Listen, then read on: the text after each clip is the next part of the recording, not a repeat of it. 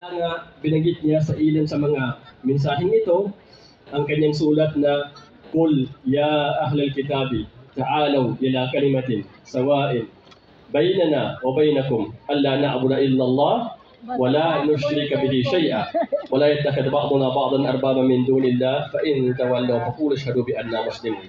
Sinabi niya sa mga tao kanyang pinapadala ng mensahe, o kayong mga nagtatangan ng aklat, ang mga Hudyo at saka mga Kristiyano, hali kayo sa isang salita na pareho tayo.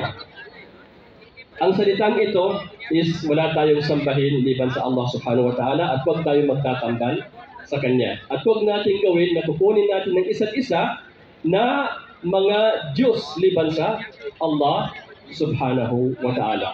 Pero kung sila ay tatalikod, kung gayon, sabihin niyo sa kanila na kami ay tunay na mga Muslim. So dahil dito, para sa mga ulama, ito ang tinatawag natin na transforming into social movement. Samantalahin natin ang da'wah. Samantalahin natin ang Islamization na kabilang sa programa, 4 points program ng ating samahan ng MILF.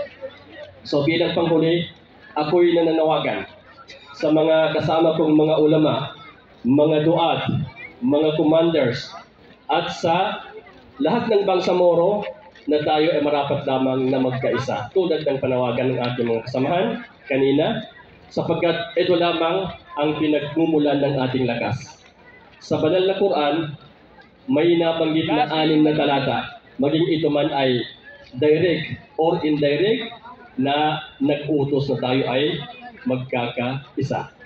At sa hadith naman, may nabanggit ang Propeta Muhammad sallallahu alaihi wasallam ng higit kumulang ng 22 hadith na lahat ay nag-anyaya sa atin, humihimok sa atin upang tayo ay magkakaisa.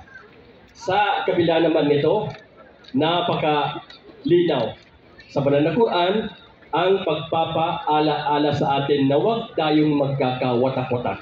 Huwag tayong tinatawag na ang bawat isa ay kanya-kanya. Mababasa natin ng ilan sa talata, siguro mahigit 10 talata, sa hadith naman ay 24 na hadith na nagpapawal sa atin sa tinatawag na hindi pagkakaisa at hindi pagkakaunawaan, ang tinatawag na pagkakaroon ng pagkakawatak-watak.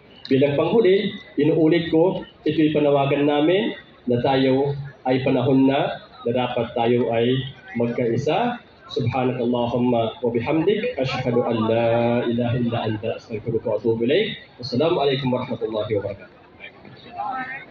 Okay, so yan si